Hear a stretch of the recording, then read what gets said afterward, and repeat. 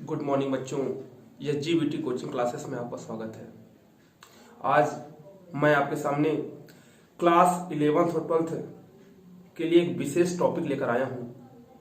बच्चों, मैं आपको अवकलन और समाकलन पढ़ाने वाला हूं। तो सबसे पहले हम अवकलन पढ़ेंगे। बच्चों, फिजिक्स में अवकलन का प्रयोग बहुत ज़्यादा होता है, तो बहुत सारे बच्चों को इसमें प्रॉब्लम होती है क्योंकि ये मैथ का चैप्टर होता है, इसलिए बच्चों को इसमें बहुत ज़्यादा परेशानी होती है। और फिजिक्स में इसका उपयोग बहुत है, 11th में भी है, 12th में भी है। इसलिए बच्चों आज हम अवकलन के बारे में पढ़ेंगे। तो आइए देखते हैं। बच्चों देखिए, अवकलन को बोलते हैं डिफरेंशिएशन। तो बच्चों इसकी परिभाषा है, यदि वास्तविक फलन f के डोमेन में एक कोई बिंदु है और यदि limit s tending to 0 f a plus h minus F A बटे h का अस्तित्व हो तो सीमा का मान बिंदु x बराबर a पर f का अवकलज कहलाता है। किसी फलन के अवकलज के मान ज्ञात करने की संक्रिया को अवकलन कहते हैं। अवकलज को अवकलन गुणांक भी कहते हैं। तो आइए देखते हैं इसकी परिभाषा कैसे निकली होगी, थोड़ा समझते हैं। मान लीजिए बच्चों, आपके सामने कोई एक रेखा है और कोई कण इसमें गतिमान है। तो मान लीजिए यहां पर कोई बिंदु O है और x दूरी पर एक बिंदु P है। तो बच्चों मान लीजिए कि x दूरी पर एक बिंदु क्या है, फिर यहां से P से वह वस्तु Q तक विस्थापित हो रही है। ठीक है बच्चों, तो आइए देखते हैं। तो बच्चों मान लेते हैं कि x जो ये दूरी है ये किसके बराबर है, fa के बराबर है। इसके बराबर बच्चों, fa के बराबर है। तो बच्चों हम यहां पर fa लिख सकते हैं। उसके बाद जब बच्चों कुछ समय में परिवर्तन होगा, मान लीजिए यहां पर समय लगा है, जो समय है यहां पर इतनी दूरी तय करने में अगर समय है a, तो मान लीजिए जब इतना दूरी अगर आप तय करेंगे तो कुछ समय तो बढ़ेगा। तो मान लीजिए समय वो लगता है h और समय लगता है, तो अब समय कितना हो जाएगा a प्लस h। तो a प्लस h में आप कितनी दूरी तय कर लेंगे, f of a plus h। देखिए बच्चों, यहां से यहां तक की दूरी x है, जिसे हमने किसके बराबर मान लिया, fa के बराबर मान लिया। उसके बाद जब आपका समय बढ़ेगा तो देखिए a प्लस h हो गया समय, और जब समय बढ़ेगा तो दूरी भी बढ़ेगी, तो fa और से दूरी भी कितनी बढ़ गई, fa प्लस h। तो आइए बच्चों देखते हैं। आप जानते होंगे औसत वेग, तो औसत वेग बराबर होता है बच्चों कुल दूरी बटे कुल समयांतराल।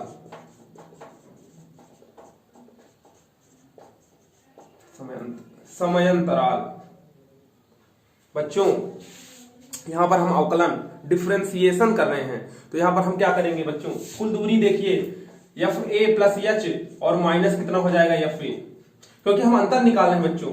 और कुल समयांतराल कितना हो जाएगा, पहले समय है a प्लस h और बाद का समय है a। तो देखिए क्या निकल रहा है, f of a plus h minus fa बटे a से a कैंसिल हो गया h। तो देखिए बच्चों वे क्या निकल रहा है, f a plus h minus fa upon h। अगर यहाँ पर समय कम हो अल्फ हो तो s टेंडिंग टू 0 हम रख दें तो t समय पर उसका वेग कहलाता है। तो यहाँ पर अगर हम लिमिट रख दें तो लिमिट s टेंडिंग टू 0, तो बच्चों ये कण का वेग का सूत्र हो गया है। और इसे यही आपको देखिए यहाँ पर मिल रहा है और यही आपको यहाँ पर मिल रहा है। देखिए s tending to 0 equal to f of a plus h minus fa upon h। तो बच्चों जिस प्रकार से किसी कण का वेग दूरी पर निर्भर करता है, उसी प्रकार पर किसी भी वस्तु का अवकलन उसके फलन पर निर्भर करता है।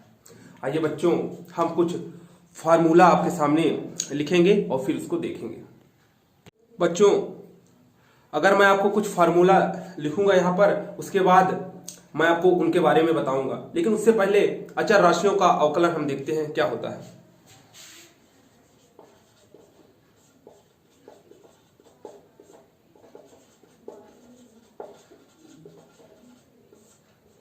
देखिए बच्चों सूत्र क्या था आपका, limit s tending to 0 f of a plus h minus fa upon h।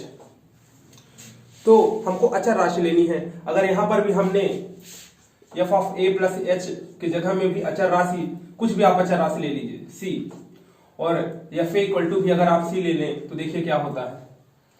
आपको क्या निकालना है बच्चों, डिफरेंशिएशन निकालना है, अवकलन निकालना है। तो लिमिट एस टेंडिंग टू 0, मान रख दीजिए आप, इसका भी मान सी है, इसका भी मान सी है, और बटे में एच। तो देखिए लिमिट एस टेंडिंग टू 0, सी से सी गया 0 और बटे एच। एच का मान किसके बराबर है, एस टेंडिंग टू 0 है, एच का मान 0 के बराबर है। तो देखिए हमारा अवकलन क्या आ जाएगा, 0। तो मतलब बच्चों किसी भी अचर राशि का अवकलन क्या होता है, शून्य होता है। जो कुछ फॉर्मूले आपके ब्लैक बोर्ड में लिखे हैं, आप चाहे इनका स्क्रीनशॉट ले लीजिए, चाहे तो इनको रफ में लिख लीजिए। देखिए dy dx c अगर अचर राशि है तो उसका अवकलन क्या हो जाता है, 0। इसी प्रकार से, लेकिन अगर अचर राशि किसी भी संख्या के साथ गुणे में है तो अचर राशि को हम बाहर कर लेंगे और लिखेंगे c dy dx, उस संख्या का क्या हो जाता है, अवकलन। इसको हम बेहतरीन तरीके से फिर आगे देखते हैं कैसे यूज होता है। अगर आपके पास प्लस में 2 पद है तो पहले पद का करेंगे और दूसरे पद का। यदि गुणे में है तो पहला पद लिखेंगे, दूसरे का अवकलन, फिर दूसरा लिखेंगे और पहले का अवकलन।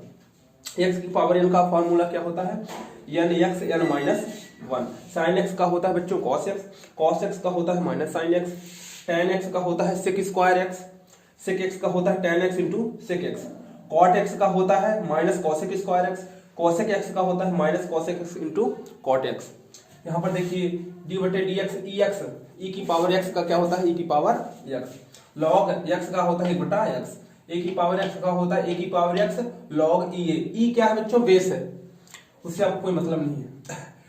अंश बटे हर के रूप में यदि संख्या हो तो पहले हम अंश का करेंगे अवकलन, उसमें गुणा हर का करेंगे, फिर माइनस लगाएंगे, अंश लिखेंगे और हर का अवकलन करके नीचे हर का स्क्वायर करेंगे। अब बच्चों हम एक एक फार्मूले का किस प्रकार से उपयोग होता है उसको देखते हैं।